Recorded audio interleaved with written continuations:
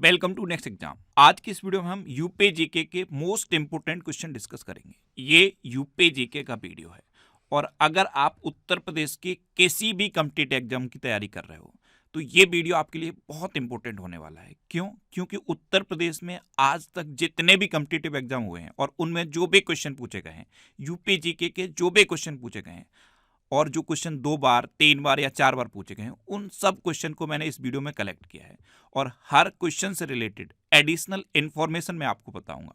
और सिर्फ बताऊंगा नहीं, हर क्वेश्चन को इजी वे में लिंक करके आपको याद कराऊंगा, जिससे कि ये क्वेश्चन आपको बहुत लंबे समय तक याद रहे। तो कोई भी एग्जाम की अगर आप तैयारी कर रहे हो, इवन अभी जो उत्तर प्रदेश में पुलिस का एग्जाम होना है, यूपी पुलिस कांस्टेबल भर्ती का जो एग्जाम होना है, जो 60,244 कांस्टेबल भर्ती का एग्जाम होना है, उसकी अगर आप तैयारी कर रहे हो तब तो ये वीडियो आपके लिए बेस्ट होने वाला है। क्योंकि पुलिस के उत्तर प्रदेश में जितने एग्जाम हुए और उनमें जो जीके के क्वेश्चन पूछे गए हैं, हर क्वेश्चन को मैंने कवर किया है। जो क्वेश्चन रिपीट हुए हैं उनको भी कवर किया है। तो हर क्वेश्चन को मैं आपके साथ डिस्कस करूंगा। पूरा वीडियो आप लास्ट तक बहुत ध्यान से देखो। लास्ट में मैं आपसे एक क्वेश्चन पूछूंगा, उसका आंसर आपको कमेंट बॉक्स में बताना है। तो चलिए स्टार्ट करते हैं। सबसे पहले उत्तर प्रदेश से ये 4 जिले इंपॉर्टेंट हैं। 4 जिले क्यों इंपॉर्टेंट हैं ये मैं आपको मैप में बताता हूँ। आप मैप में देखो, ये है उत्तर प्रदेश। आप डायरेक्शन जानते हो, ईस्ट, वेस्ट, नॉर्थ और साउथ, ये 4 डायरेक्शन होती हैं। तो ये 4 क्वेश्चन ये बनते हैं कि उत्तर प्रदेश का सबसे पूर्वी जिला कौन सा है, सबसे पश्चिमी जिला कौन सा है, सबसे उत्तरी जिला कौन सा है और सबसे दक्षिणी जिला कौन सा है। तो ये आपने हमेशा से पढ़ा होगा कि उत्तर प्रदेश जनसंख्या के मामले में पूरे देश में नंबर 1 पे है। एक क्वेश्चन ये बनता है कि क्षेत्रफल के मामले में, यानी कि एरिया के मामले में उत्तर प्रदेश कौन से नंबर पे है। तो एरिया के मामले में उत्तर प्रदेश पूरे देश में चौथे नंबर पे है।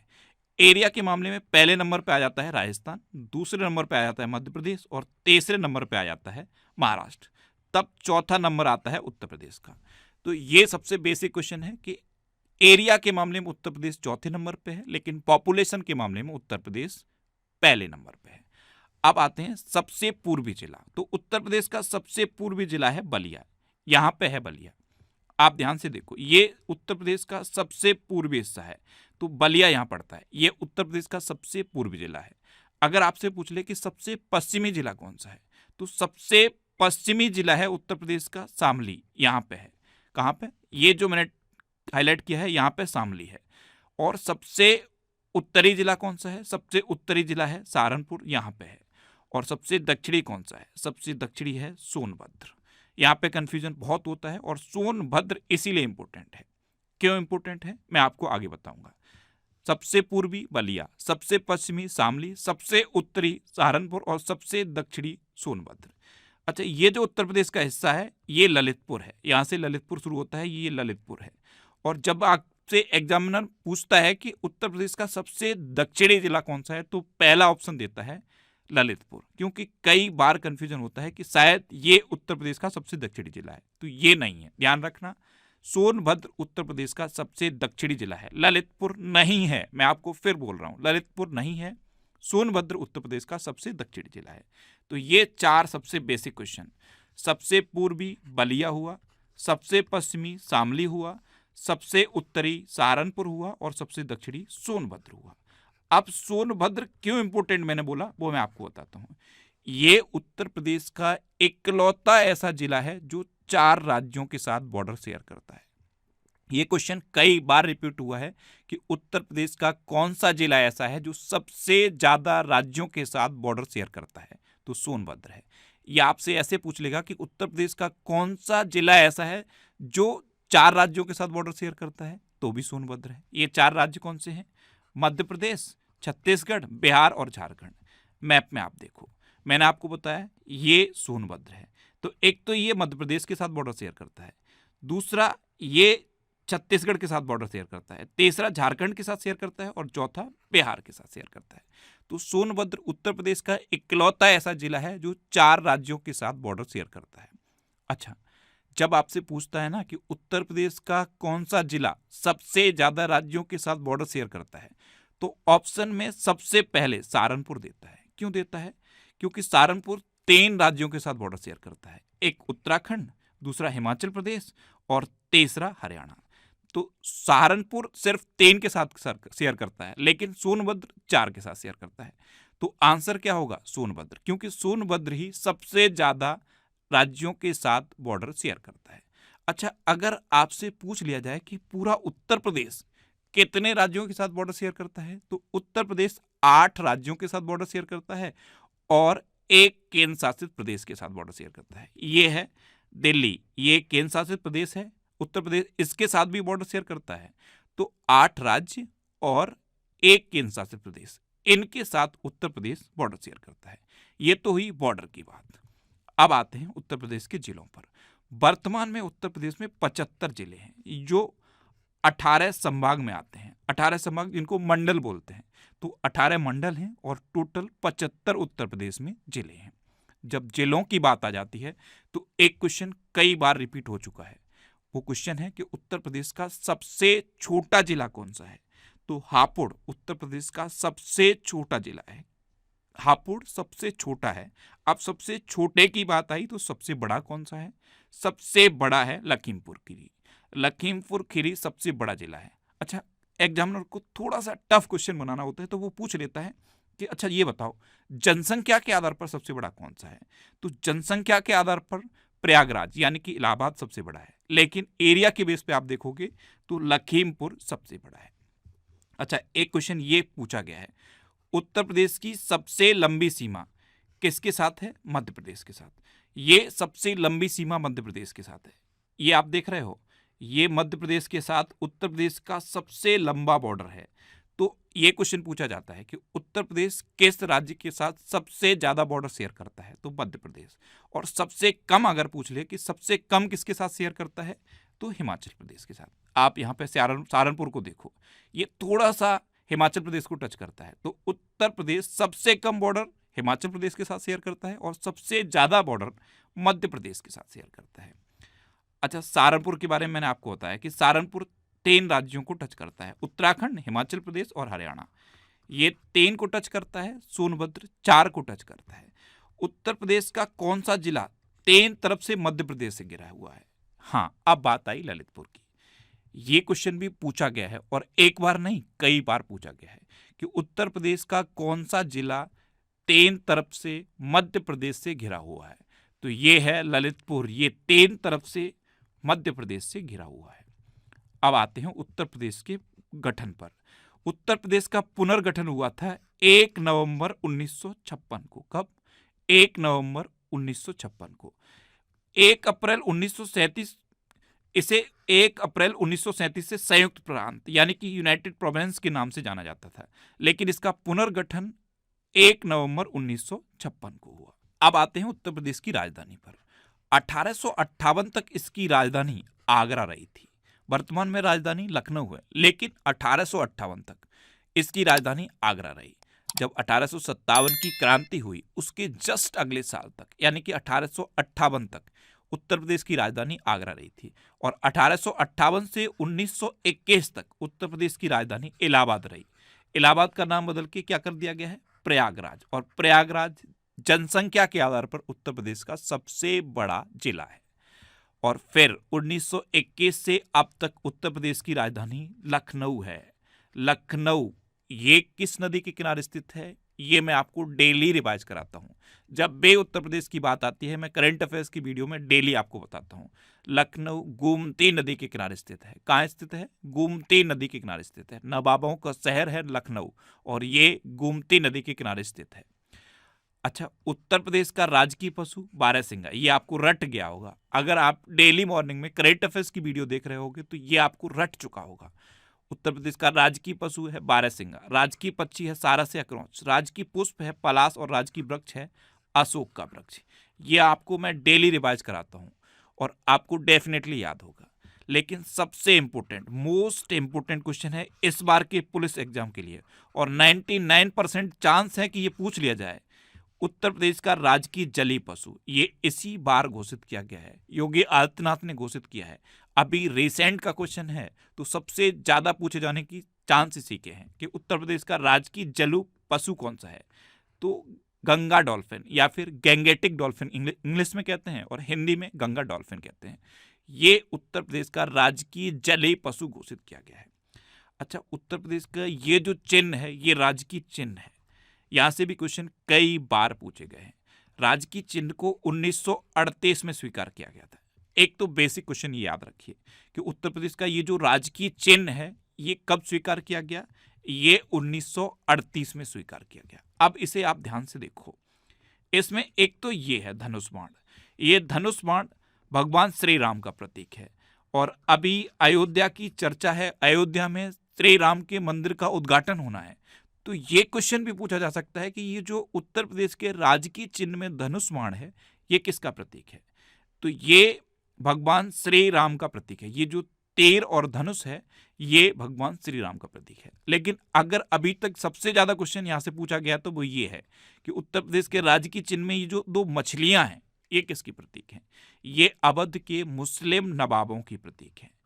अवध के जो मुस्लिम नवाब थे उनके प्रतीक हैं ये दो मछलियां। और ये जो दो धाराएं हैं जहाँ पे आके एक हो जाती हैं ये उत्तर प्रदेश में गंगा, यमुना और संगम का प्रतीक है। इन्हें आप गंगा मान लो, इन्हें यमुना मान लो, तो ये इन दोनों का संगम हो जाता है। तो ये जो दो धाराएं मिलके एक तीसरी धारा में मिल जाती हैं ये गंगा यमुना के बहाव और संगम के प्रतीक हैं। तो अगर आपसे उत्तर प्रदेश के राजकीय चिन्ह से कोई क्वेश्चन पूछेगा तो इससे बाहर नहीं पूछेगा। इसे स्वीकार कब किया गया, 1938 में। इसमें ये जो दो मछलियां हैं ये अवध के नवाबों की प्रतीक हैं। ये सबसे ज्यादा बार पूछा गया है। और ये जो दो धाराएं हैं ये गंगा, यमुना और संगम का प्रतीक हैं। और इस बार जिस क्वेश्चन की सबसे ज्यादा पूछे जाने का चांस है वो है तीर और बाण, यानी कि तीर और धनुष। ये भगवान श्री राम का प्रतीक है। अच्छा, उत्तर प्रदेश के पूर्व में क्या है, गंडक नदी। उत्तर में क्या है, शिवालिक पर्वत। पश्चिम में क्या है, यमुना नदी। और दक्षिण में क्या है, यमुना नदी और विंध्य श्रेणी। ये भी क्वेश्चन पूछा गया है, इसलिए मैंने ये हाथ से लिख के यहाँ बनाया हुआ है।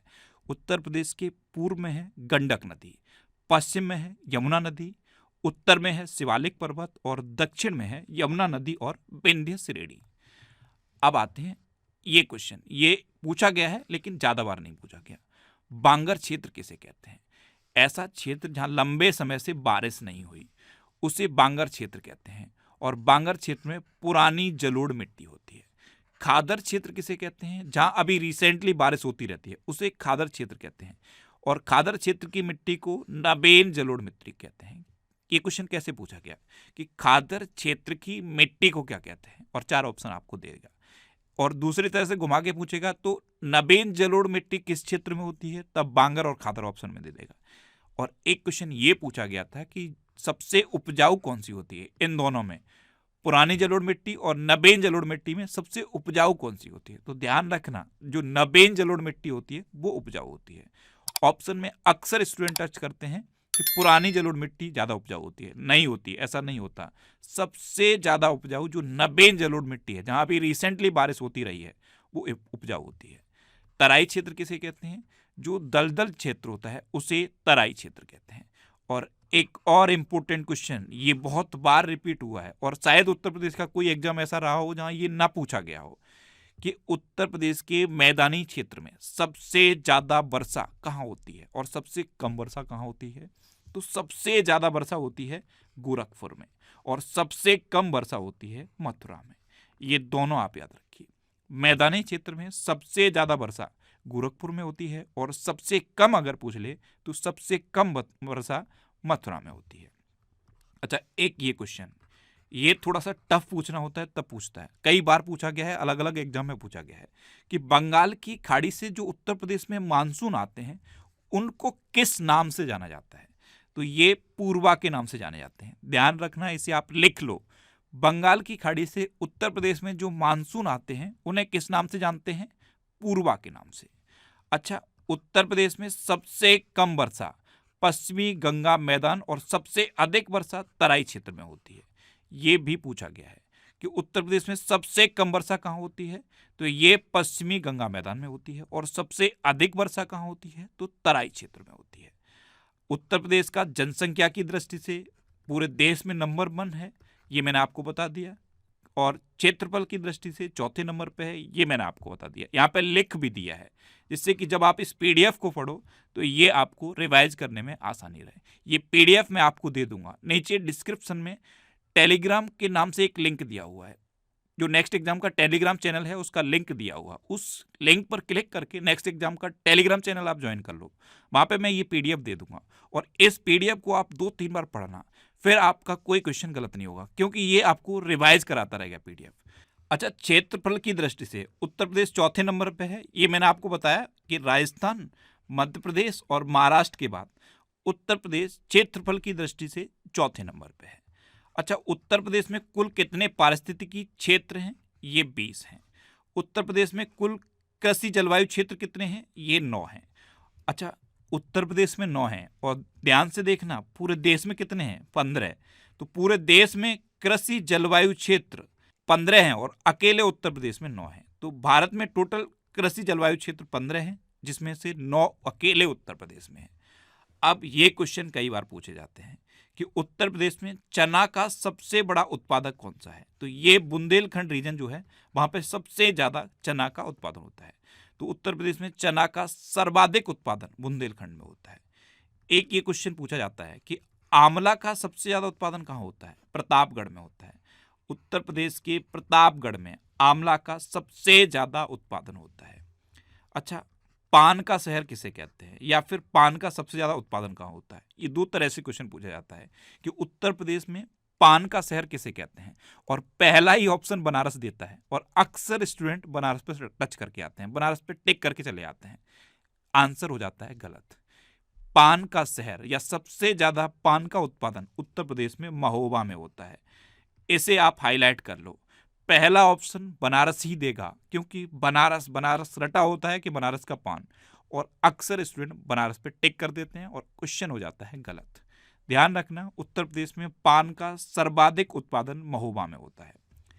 एक क्वेश्चन बहुत पूछा गया है कि उत्तर प्रदेश का जो आलू है इसे अन्य प्रदेशों में किस नाम से बेचा जाता है, या इसकी बिक्री किस नाम से की जाती है? तो उत्तर प्रदेश का जो आलू है इसे ताज ब्रांड के नाम से अदर स्टेट में बेचा जाता है। अच्छा, एक क्वेश्चन ये है, किसान मित्र योजना ये कब शुरू हुई? 18 जून 2001 को। किसान बही योजना ये 1992 में शुरू हुई। और किसान क्रेडिट कार्ड योजना, ये इंपॉर्टेंट है, ये बहुत रिपीट होता है कि किसान क्रेडिट कार्ड योजना ये कब शुरू हुई? 1998-1999 में। अच्छा, आम अनुसंधान एवं प्रशिक्षण केंद्र ये लखनऊ में है। फिर लखनऊ की बात आई। लखनऊ किस नदी के किनारे स्थित है? गोमती नदी के किनारे स्थित है। इसे मैं क्यों इतना रिवाइज कराता हूँ? क्योंकि ये बहुत पूछा जाता है कि लखनऊ किस नदी के किनारे स्थित है? तो गोमती नदी के किनारे स्थित है। अच्छा, उत्तर प्रदेश का पहला पशु शवदाह गृह लखनऊ में स्थापित हुआ है। पशुओं के लिए शवदाह गृह ये भी लखनऊ में स्थापित हुआ है। लखनऊ की बात आ गई तो मैं आपको बता देता हूँ।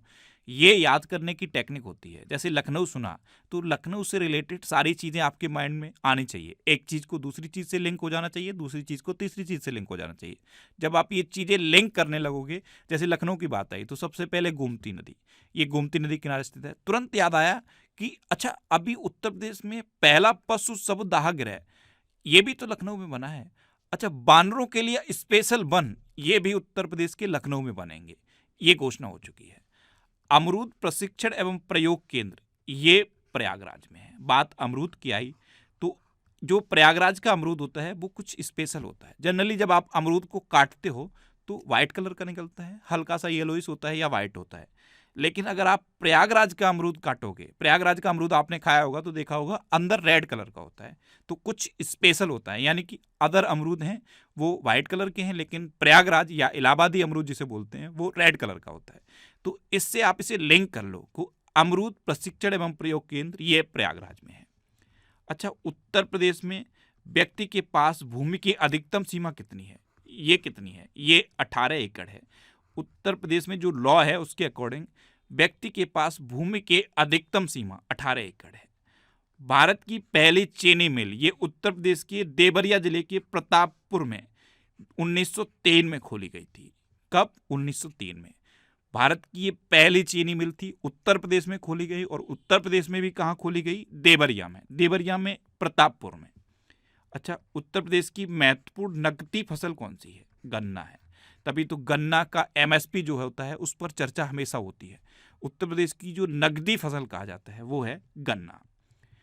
अब एक ये क्वेश्चन ये बहुत पूछा जाता है, और ये तो उत्तर प्रदेश के बाहर जो एग्जाम होते हैं उनमें भी पूछा जाता है कि उत्तर प्रदेश के कितने जिले एनसीआर में आते हैं। एनसीआर यानी कि नेशनल कैपिटल रीजन। दिल्ली के आसपास के जो जिले हैं उनको मिला के एनसीआर बना दिया गया है, यानी कि नेशनल कैपिटल रीजन। इसमें उत्तर प्रदेश के 8 जिले आते हैं। ये 8 जिले कौन से हैं? गौतम बुद्ध नगर, गाजियाबाद, मेरठ, हापुड़, बुलंदशहर, बागपत, मुजफ्फरनगर और शामली। तो इस तरह से उत्तर प्रदेश के 8 जिले एनसीआर में आते हैं। अब यहाँ से क्या क्वेश्चन पूछा गया, अभी रिसेंटली पूछा गया कि उत्तर प्रदेश का सबसे रिसेंट जिला कौन सा है, यानी कि सबसे हाल ही में किस जिले को एनसीआर में जोड़ा गया, सबसे लेटेस्ट जिला। तो सबसे लेटेस्ट है शामली, इसे अभी एनसीआर में जोड़ा गया है। एनसीआर से एक और चीज याद कर लो, देश की राजधानी है दिल्ली और दिल्ली के आसपास के जिलों को मिला के बनाया गया है एनसीआर। उत्तर प्रदेश में भी घोषणा हो चुकी है। उत्तर प्रदेश की कैपिटल है लखनऊ और लखनऊ के आसपास के जो जिले हैं उनको मिला के अब एससीआर बनाया जाएगा, यानी कि स्टेट कैपिटल रीजन। अच्छा, उत्तर प्रदेश में एक ये क्वेश्चन पूछा जाता है कि उत्तर प्रदेश में सीमांत कृषक किसे कहते हैं, इसका क्या क्राइटेरिया है। तो उत्तर प्रदेश में जिस किसान के पास 1 हेक्टेयर से कम भूमि है, यानी कि जिसके पास 1 हेक्टेयर से कम भूमि है, उसे सीमांत कृषक कहा जाता है। जब किसानों के लिए योजनाएं आती हैं या जैसे किसानों के लिए ऋण माफी होती है, तब सीमांत कृषक शब्द आपने देखा होगा। गवर्नमेंट यहीं पे खेल जाती है और कह देती है कि सीमांत कृषक के लिए ऋण माफी हुई है, और लोगों को क्या लगता है कि सभी किसानों के लिए हुई है। तो जो सीमांत कृषक टर्म लिखा होता है, ये यही टर्म है कि उत्तर प्रदेश में ऐसे किसान जिनके पास 1 हेक्टेयर से कम भूमि है उन्हें सीमांत कृषक कहते हैं। अच्छा, भारतीय चारागाह एवं चारा अनुसंधान संस्थान ये झांसी में है। भारत का पहला कृषि विश्वविद्यालय ये पंतनगर में स्थापित किया गया था, लेकिन अब पंतनगर उत्तराखंड में है। क्वेश्चन अभी भी पूछा जाता रहता है कि भारत का पहला कृषि विश्वविद्यालय कहाँ खोला गया, तो ये पंतनगर में खोला गया। भारत का पहला, सोच के देखो, पूरे देश में पहला कृषि विश्वविद्यालय एग्रीकल्चर यूनिवर्सिटी पंतनगर में खोली गई। जो पंडित गोविंद बल्लभ पंत यूनिवर्सिटी है पंतनगर में, वो भारत की पहली एग्रीकल्चर यूनिवर्सिटी है। अब नालिका अपरदन इससे प्रभावित जिला कौन सा है, तो ये है इटावा। उत्तर प्रदेश में सर्वाधिक प्रदूषित नदी कौन सी है, यमुना नदी है। ये क्वेश्चन जब आपसे पूछा जाता है तो पहला ऑप्शन गंगा दिया होता है, क्योंकि गंगा से रिलेटेड कई प्रोजेक्ट हैं, नमामि गंगे योजना चल रही है, और भी प्रोजेक्ट हैं, और अक्सर गंगा की चर्चा होती रहती है। तो जब क्वेश्चन पूछता है ना कि उत्तर प्रदेश का सर्वाधिक प्रदूषित नदी में कौन सा नाम है, तो सबसे प्रदूषित नदी में पहला नाम वो गंगा दे देता है, लेकिन क्वेश्चन गलत हो जाता है। ध्यान रखना, उत्तर प्रदेश की सर्वाधिक प्रदूषित नदी यमुना नदी है। अच्छा, गंगा नदी कन्नौज और वाराणसी के बीच में सबसे ज्यादा प्रदूषित है, ये भी क्वेश्चन पूछा गया था। देखो करते क्या है एग्जाम में, थोड़ा सा जब कठिन बनाना होता है तो पूछ लेते हैं कि कन्नौज और वाराणसी के बीच में कौन सी नदी सबसे ज्यादा प्रदूषित है, या ऐसे पूछ लेगा कि गंगा नदी उत्तर प्रदेश के किन 2 जिलों के बीच में सबसे ज्यादा प्रदूषित है। तो कन्नौज और वाराणसी, इन 2 जिलों के बीच में गंगा नदी सबसे ज्यादा प्रदूषित है। गंगा नदी उत्तर प्रदेश के 28 जिलों से होकर गुजरती है, पता है। उत्तर प्रदेश में 75 जिले हैं, जिसमें से 28 जिलों से होकर गंगा नदी गुजरती है। माता टीला बांध, राजघाट बांध और परीक्षा बांध ये बेतवा नदी पर है। उत्तर प्रदेश में जो बेतवा नदी है उस पर ये 3 इंपोर्टेंट बांध हैं, माता टीला बांध, राजघाट बांध और परीक्षा बांध। एक बांध का नाम दे देगा और 4 ऑप्शन में नदियों के नाम दे देगा। पूछ लेगा कि ये जो बांध है, सपोज पूछ लिया कि माता टीला बांध किस नदी पर है, गंगा, यमुना, बेतवा, केन, कुछ भी 4 नाम लिख देगा और एक नाम उसमें बेतवा होगा, आंसर बेतवा होगा। तो बेतवा नदी पर ये 4 इंपोर्टेंट बांध हैं, माता टीला बांध, राजघाट बांध और परीक्षा बांध। अच्छा, उत्तर प्रदेश की जो इंपोर्टेंट झील हैं वो मैंने यहाँ पे लिखी हुई हैं, जैसे बरुआ सागर ताल झील, ये कहाँ पे है, झांसी में है। चित्तौरा झील ये कहाँ पे है, बहराइच में है। मोती झील कहाँ पे है, कानपुर में है। गोकुल बैराज झील ये कहाँ पे है, गोकुल में। केठम झील ये कहाँ पे है, आगरा में है। राजा का ताल झील ये कहाँ पे है, महोबा जिले में है। रामगढ़ ताल झील ये कहाँ पे है? गोरखपुर में है। गोरखपुर सुन के कुछ याद आया? उत्तर प्रदेश में मैदानी क्षेत्र में सबसे ज्यादा बारिश गोरखपुर में होती है। सुरहा ताल झील कहाँ पे है? ये बलिया में है। बलिया क्या है? उत्तर प्रदेश का सबसे पूर्वी जिला है। गोविंद बल्लभ पंत सागर झील ये कहाँ पे है? सोनभद्र जिले में है। कहाँ पे? सोनभद्र जिले में है। और गोविंद बल्लभ पंत ये उत्तर प्रदेश के पहले मुख्यमंत्री थे, ये भी आप याद रखो। उत्तर प्रदेश के पहले मुख्यमंत्री पंडित गोविंद बल्लभ पंत थे। अच्छा, पहली राज्यपाल कौन थी? सरोजिनी नायडू थी। अच्छा, रामगढ़ ताल और चेलुआ ताल ये गोरखपुर में है। बखीरा झील कहाँ है? ये संत कबीर नगर में है। ये इंपॉर्टेंट है, बखीरा झील ये पूछी गई है, कई बार पूछी गई है, तो ये संत कबीर नगर में है। करेला और एटौजा झील कहाँ है? ये लखनऊ में है। फिर लखनऊ की बात है तो फिर वही माइंड में आने चाहिए, लखनऊ से रिलेटेड जो चीजें आपको याद हैं वो माइंड में आनी चाहिए। मदन सागर झील कहाँ पे है? महोबा में है। लेलूर झील कहाँ पे है? ये बरेली में है। और बरेली को नाथ नगरी कहा जाता है। ये भी क्वेश्चन पूछा जाता है कि उत्तर प्रदेश में किस शहर को नाथों की नगरी या नाथ नगरी कहा जाता है? तो बरेली को कहा जाता है। भरतकुंड, ये भरतकुंड झील अयोध्या में है। अच्छा, अयोध्या से रिलेटेड एक ऐसा क्वेश्चन जो सबसे इंपॉर्टेंट है और आपको नहीं पता होगा, मैं आपको बताता हूं। अयोध्या को प्राचीन काल में किस नाम से जाना जाता था? ये भी क्वेश्चन पूछा गया है, अभी रिसेंट नहीं पूछा गया, लेकिन यूपीपीसीएस में ये क्वेश्चन पूछा गया कि अयोध्या को प्राचीन काल में किस नाम से जाना जाता था? क्या आपको पता है? अयोध्या को प्राचीन काल में अयाजसा नाम से जाना जाता था। क्या नाम से? अयाजसा। क्या? अयाजसा के नाम से अयोध्या को प्राचीन काल में जाना जाता था। ये लिख लो आप, अयोध्या को प्राचीन काल में अयाजसा के नाम से जाना जाता था। एक क्वेश्चन ये कई बार रिपीट हुआ है कि उत्तर प्रदेश में सिंचाई का क्रम क्या है? तो उत्तर प्रदेश में सबसे ज्यादा सिंचाई नलकूप से होती है, उसके बाद नहर से होती है, फिर कुआं और फिर अन्य साधन आते हैं। तो ये सबसे ज्यादा नलकूप, फिर नहर, फिर कुआं और फिर अन्य। तो ये उत्तर प्रदेश में सिंचाई का क्रम है। अच्छा, एक क्वेश्चन तो ये हमेशा पूछा जाता रहा है कि नदियों के किनारे जो शहर स्थित हैं उनका क्वेश्चन पूछा जाता है।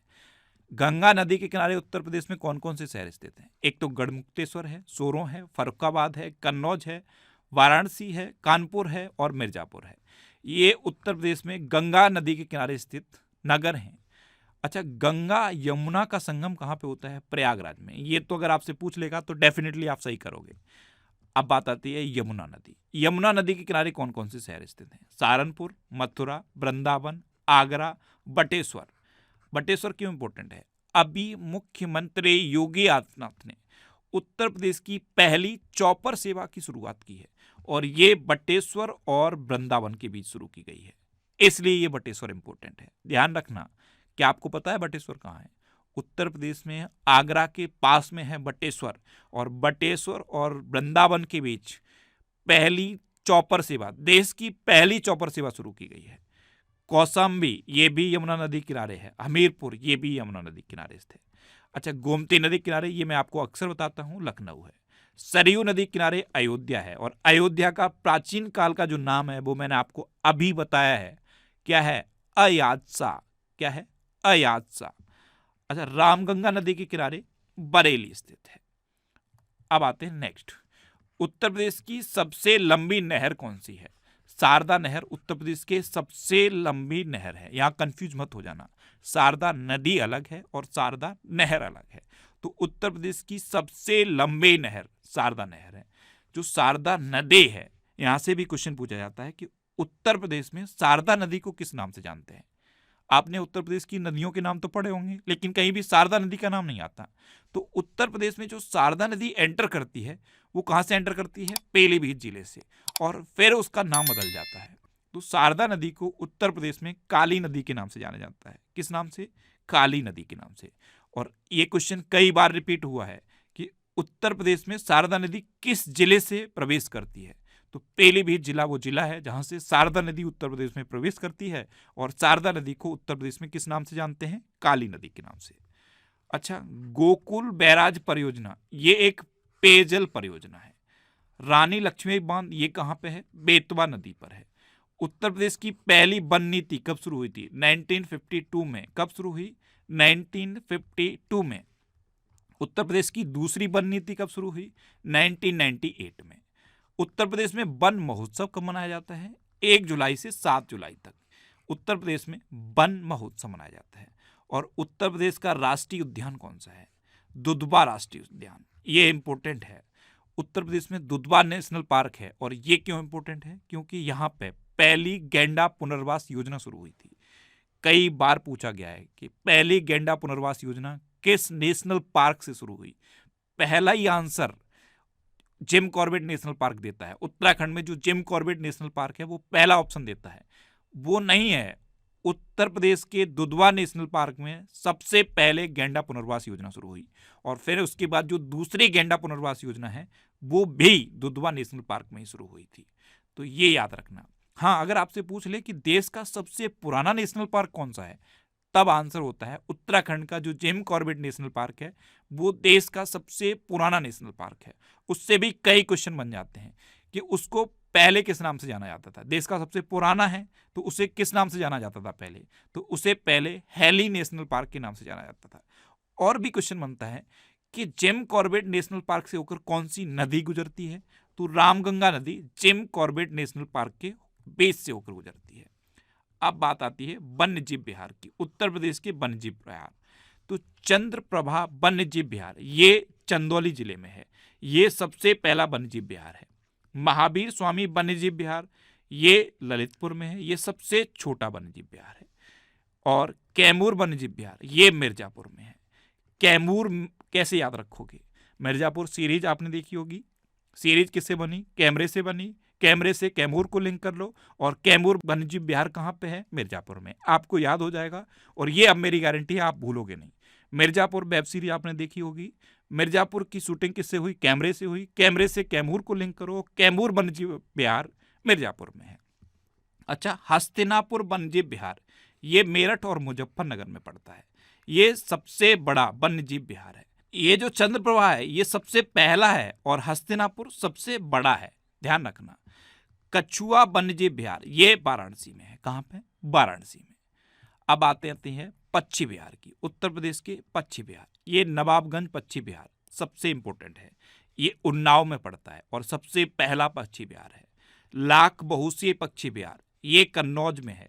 ये सबसे बड़ा पक्षी विहार है। सबसे पहला, सबसे बड़ा, कंफ्यूज मत होना। लाख बहुसीय पक्षी विहार ये सबसे बड़ा पक्षी विहार है उत्तर प्रदेश का और कन्नौज में है। अच्छा, कन्नौज का पूर्व नाम भी पूछा गया है। कन्नौज का पूर्व नाम क्या था? कान्यकुब्ज। जैसे अयोध्या का पूर्व नाम मैंने आपको बताया, उसी तरह आप कन्नौज का पूर्व नाम भी याद रखिए। कन्नौज का पूर्व नाम था कान्यकुब्ज। सांडी पक्षी विहार ये हरदोई में है। पार्वती औरंगा पक्षी विहार ये गोंडा में है। और बखेरा पक्षी विहार ये संत कबीर नगर में है। कहाँ पे? संत कबीर नगर में। सुरहाताल पक्षी विहार कहाँ है? ये बलिया में है। फिर बलिया की बात आई। उत्तर प्रदेश का सबसे पूर्वी जिला है बलिया। जैसे ही सुनो तुरंत जो पहले क्वेश्चन आपने पढ़ा है वो जरूर माइंड में आ जाना चाहिए। ये एक हैबिट होती है। इस हैबिट को अगर आप डेवलप कर लोगे फिर आपका कोई भी क्वेश्चन गलत नहीं होगा। इवन आप क्वेश्चन को भूलोगे नहीं, बहुत लंबे समय तक क्वेश्चन आपको याद रहेंगे। तो सुरहाताल पक्षी विहार बलिया में है। अब इसे लोकनायक पक्षी विहार के नाम से जाना जाता है। बैती पक्षी विहार कहाँ है? ये कुंडा में है। कुंडा प्रतापगढ़ में है और यहाँ पे बैती पक्षी विहार है। इसे अब भीमराव अंबेडकर पक्षी विहार के नाम से जाना जाता है। अच्छा, पटना पक्षी विहार ये उत्तर प्रदेश का सबसे छोटा पक्षी विहार है। ये उत्तर प्रदेश के एटा जिले में है। एक नोट मैंने यहाँ पे लिखा हुआ है, नवाबगंज पक्षी विहार का नाम अब शहीद चंद्रशेखर पक्षी विहार कर दिया गया है। नवाबगंज जो पक्षी विहार मैंने आपको बताया इसका नाम अब शहीद चंद्रशेखर पक्षी विहार किया गया है। अच्छा, उत्तर प्रदेश का एकमात्र परमाणु विद्युत ऊर्जा केंद्र कौन सा है? ये नरौरा है। ये बुलंदशहर में है। उत्तर प्रदेश में 2 रेल जोन हैं, एक इलाहाबाद में और दूसरा गोरखपुर में। उत्तर मध्य रेलवे का जोन इलाहाबाद में है और पूर्वोत्तर रेलवे का जोन गोरखपुर में है। गोरखपुर सुन के कुछ याद आया? उत्तर प्रदेश के मैदानी क्षेत्र में सबसे ज़्यादा बारिश गोरखपुर में होती है और सबसे कम कहाँ पे होती है? मथुरा में। ये मैंने जेके के जो क्वेश्चन सेलेक्ट किए हैं ये हजारों क्वेश्चन में सेलेक्ट किए हैं। कई क्वेश्चन ऐसे थे जिनमें से मैंने ये रिपीट हुए क्वेश्चन सेलेक्ट किए हैं। इसलिए ये क्वेश्चन इंपॉर्टेंट है आपके लिए। उत्तर प्रदेश गन्ना किसान संस्थान ये कहाँ है? लखनऊ में है। और उत्तर प्रदेश कृषि अनुसंधान परिषद ये कहाँ है? लखनऊ में। ये कब स्थापित हुआ था? 1989 में। और उत्तर प्रदेश गन्ना अनुसंधान केंद्र ये कहाँ है? ये शाहजहांपुर में है। ध्यान रखना, उत्तर प्रदेश गन्ना किसान संस्थान ये लखनऊ में है और गन्ना अनुसंधान संस्थान केंद्र ये शाहजहांपुर में है। अब बात आती है उत्तर प्रदेश के सबसे इंपोर्टेंट हवाई अड्डों की। वैसे तो अभी सबसे इंपोर्टेंट है अयोध्या का हवाई अड्डा, उसका नाम बदल के अब महर्षि वाल्मीकि अंतर्राष्ट्रीय हवाई अड्डा अयोध्या धाम नाम रख दिया गया है। क्या नाम रखा गया है? महर्षि वाल्मीकि अंतर्राष्ट्रीय हवाई अड्डा अयोध्या धाम। और अयोध्या का जो रेलवे स्टेशन है उसका नाम बदल के भी अयोध्या धाम जंक्शन कर दिया गया है। अच्छा, चकेरी हवाई अड्डा ये कानपुर में है।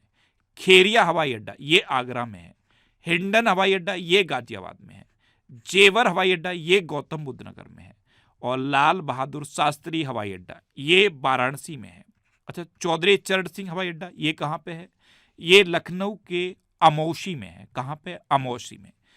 एक ये ताज हवाई अड्डा कई बार एग्जाम में रिपीट हुआ है, ताज अंतर्राष्ट्रीय हवाई अड्डा ये फिरोजाबाद में है। ध्यान रखना, जब आपसे पूछता है ना कि ताज अंतर्राष्ट्रीय हवाई अड्डा कहाँ है, पहला ऑप्शन आगरा देता है, क्योंकि आगरा ताज के लिए फेमस है, ताजमहल के लिए फेमस है, तो पहला ऑप्शन आगरा दे देगा और आप झट से आगरा पर टिक कर दोगे, लेकिन क्वेश्चन गलत हो जाएगा। ध्यान रखना, ताज अंतर्राष्ट्रीय हवाई अड्डा फिरोजाबाद में है और फिरोजाबाद का अभी नाम बदला गया है।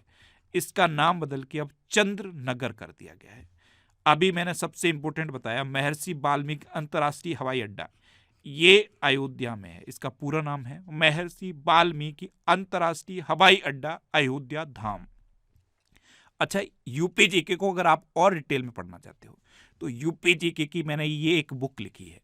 ये जो आपको बुक दिख रही है ये यूपी जीके की बुक है और इसे मैंने अपने खुद के नोट से लिखा है। 3 स्पाइरल कॉपी थी मेरी, 3 स्पाइरल कॉपी, उनसे मिला के ये एक अकेली बुक बनाई है यूपी जीके की। अगर आप यूपी जीके को पूरा डिटेल में पढ़ना चाहते हो, आपका इंटरेस्ट है यूपी जीके को पढ़ने का, या यूपी जीके के अगर आप किसी भी एग्जाम की तैयारी कर रहे हो, तब ये बुक आपके लिए सबसे ज्यादा इंपॉर्टेंट होने वाली है। अगर यूपी जीके का कोई क्वेश्चन पूछा जाएगा तो इस बुक से बाहर नहीं पूछा जाएगा, ये मैं आपसे कह सकता हूं, क्योंकि मैंने खुद के 3 स्पाइरल कॉपी के जो यूपी जीके के नोट्स बनाए थे उससे अकेला ये बुक क्रिएट की है। अगर आप इस बुक को लेना चाहते हो तो ये जो आपको नंबर लिखा दिखाई दे रहा है इस पर आपको व्हाट्सएप मैसेज करना है, प्लीज कॉल मत करना। ये बुक मैंने प्रिंट होने के लिए दे दी है। अब ये जो नंबर दिया हुआ है उस प्रिंटिंग प्रेस का नंबर है, उस पब्लिकेशन हाउस का नंबर है। ये जो नंबर है इस पर प्लीज कॉल मत करना, इस पर आपको क्या करना है, व्हाट्सएप मैसेज करना है। मैसेज में आपको अपना नाम, अपनी सिटी का नाम और अपनी सिटी का पिन कोड लिखना है। ये 3 चीजें मैंडेटरी हैं। अगर आप ये 3 चीजें व्हाट्सएप पे मैसेज कर दोगे तो ये बुक आपको मिल जाएगी। अगर जीके को, यूपी जीके को आप डिटेल में पढ़ना चाहते हो और यूपी जीके पढ़ने का आपका इंटरेस्ट है, तब आप इस बुक को जरूर लो। 3 चीजें मैसेज करनी है, अपना नाम, अपनी सिटी का नाम और अपनी सिटी का पिन कोड आपको व्हाट्सएप पे मैसेज करना है। प्लीज कॉल मत करना, क्योंकि पब्लिकेशन हाउस नंबर नहीं देना चाह रहे थे, लेकिन मैंने ये नंबर इसलिए दिया है कि मेरे जो स्टूडेंट हैं उनको आसानी से बुक मिल जाए। तो व्हाट्सएप पे ये 3 चीजें मैसेज करनी है और आपको ये बुक बहुत आसानी से मिल जाएगी। अब बात आती है उत्तर प्रदेश की प्रमुख जनजातियों की। तो उत्तर प्रदेश की सहरिया जनजाति ललितपुर में पाई जाती है। कहाँ पे? ललितपुर में। एक ये है बुक्सा या भोक्सा, ये बिजनौर में पाई जाती है। उत्तर प्रदेश की सबसे बड़ी जनजाति थारू जनजाति है। ये दिवाली को शोक के रूप में मनाती है। क्या? दिवाली को शोक के रूप में मनाती है। और उत्तर प्रदेश की सबसे छोटी जनजाति है बनरावत। कौन सी? बनरावत। तो ये थे उत्तर प्रदेश के जीके के इंपोर्टेंट क्वेश्चन। ये वो क्वेश्चन है जो 2 बार, 3 बार, 4 बार एग्जाम में रिपीट हो चुके हैं, और ऐसे क्वेश्चन जो एक बार पूछे गए हैं या जिनके पूछे जाने के चांस आने वाले एग्जाम में हैं, तो उसके लिए आप ये बुक ले लो। ये बुक मैंने बहुत मेहनत करके क्रिएट की है। अभी ये बुक प्रिंट होने के लिए गई है। अगर आप मैसेज कर दोगे, व्हाट्सएप पे मैसेज कर दोगे जो 3 चीज़ें मैंने आपको बताई हैं, तो ये बुक आपको सबसे पहले मिल जाएगी और बहुत आसानी से मिल जाएगी। अब मैं आपसे एक क्वेश्चन पूछता हूँ। आपके लिए क्वेश्चन है, भारत का पहला वैदिक थीम वाला पार्क कहाँ खोला गया है? 4 ऑप्शन दिए गए हैं, इनमें से आपको अपना आंसर बताना है। ध्यान रखना, जब भी मैं आपसे क्वेश्चन पूछूं उसका आप आंसर जरूर दिया करो। ज़्यादा से ज़्यादा क्या हो जाएगा, क्वेश्चन का आंसर गलत ही तो हो जाएगा, कोई क्राइम तो नहीं हो जाएगा, लेकिन आंसर जरूर दिया करो। ये आपकी हैबिट बहुत अच्छी हैबिट है। अगर आप आंसर दे रहे हो किसी क्वेश्चन का, आप ट्राई तो कर रहे हो, ज़्यादा से ज़्यादा क्या होगा, गलत होगा। लेकिन एक बात मेरी याद रखना, जब क्वेश्चन का आंसर आपका गलत होता है, फिर जब आप उसको आंसर सही पता चल जाता है ना जो आपको, फिर उस आंसर को आप कभी भूलते नहीं हो। फिर आप भूलना भी चाहो ना, तो फिर उस आंसर को आप भूलते नहीं हो। आपने कभी नोटिस किया है, आप एग्जाम देने गए, कोई क्वेश्चन आपका गलत हो गया, घर आके देखा अरे इसका आंसर तो ये है, फिर आप चाहो भी ना तब आप उस क्वेश्चन का आंसर जो सही आंसर है उसे भूलोगे नहीं, क्योंकि एक बार आप गलती कर चुके हो। इसीलिए जब भी मैं आपसे कोई क्वेश्चन पूछूं उसका आप आंसर जरूर दिया करो। तो ये क्वेश्चन है कि भारत का पहला वैदिक थीम वाला पार्क कहाँ खोला गया है। 4 ऑप्शन दिए गए हैं, इनमें से आपको अपना आंसर बताना है। यहाँ पे मैंने उत्तर प्रदेश का जो मैप है, जहाँ पे उत्तर प्रदेश के सभी जिले हैं, ये मैप उसी बुक में लगाया गया है। उस बुक से मैंने ये मैप निकाला है। ये अगर आप जिला देखना चाहते हो, मैंने आपको बताया था ये सहारनपुर है, यहाँ पे मैंने आपको बताया था ये शामली है, यहाँ पे मैंने आपको बताया था ये बलिया है, ये ललितपुर है, ये सोनभद्र है। हर जिले को यहाँ पे दिया गया है, ये उसी बुक से मैप निकाला गया है। उस बुक को जब आप एक बार पढ़ के देखोगे तो यूपी जीके में आपका इंटरेस्ट क्रिएट होगा, और ऐसा इंटरेस्ट क्रिएट होगा कि हर साल आप यूपी जीके को पढ़ना चाहोगे। आपका अगर कोई एग्जाम भी नहीं होगा ना, तब भी चाहोगे कि यूपी के बारे में मुझे ऐसी ऐसी इंफॉर्मेशन पता चली जो कभी पता नहीं थी। तो ये बुक है, ये बुक है और ये नंबर है। इस नंबर को आप ध्यान से देख लो प्लीज़। इस पर सिर्फ व्हाट्सएप मैसेज करना। क्या मैसेज करना है, अपना नाम, अपनी सिटी का नाम और अपनी सिटी का पिन कोड, और आपको ये बुक मिल जाएगी। आई होप ये वीडियो आपको पसंद आया होगा। अगर ये वीडियो आपको अच्छा लगा है, हेल्पफुल लगा है, तब आप इस वीडियो को लाइक और शेयर जरूर करना। आपके पास जो भी स्टडी रिलेटेड ग्रुप हैं उनमें आप इस वीडियो को शेयर जरूर कर देना। और हाँ, अगर अभी तक आपने हमारे इस चैनल को सब्सक्राइब नहीं किया है तो इसे आप सब्सक्राइब कर लो। नीचे आपको रेड कलर का सब्सक्राइब का बटन दिखेगा, उस पर क्लिक करके आप इसे सब्सक्राइब कर लो। बराबर में एक बेल आइकन आएगा, उस पर आप क्लिक कर लेना, जिससे कि आपको सभी इंपॉर्टेंट टॉपिक्स की वीडियोस मिलती रहे। Thanks for watching.